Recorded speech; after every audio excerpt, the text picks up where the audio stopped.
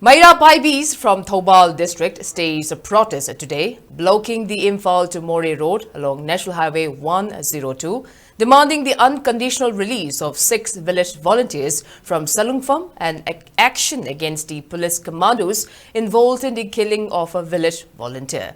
As per sources, a large group of Maira Paibis gathered at Thoubal Mela Ground Community Hall around 10:30 a.m. The Joint Action Committee JAC established in response to the incident has called on the state government to suspend the police involved in the killing and to release the 6 arrested volunteers within 24 hours.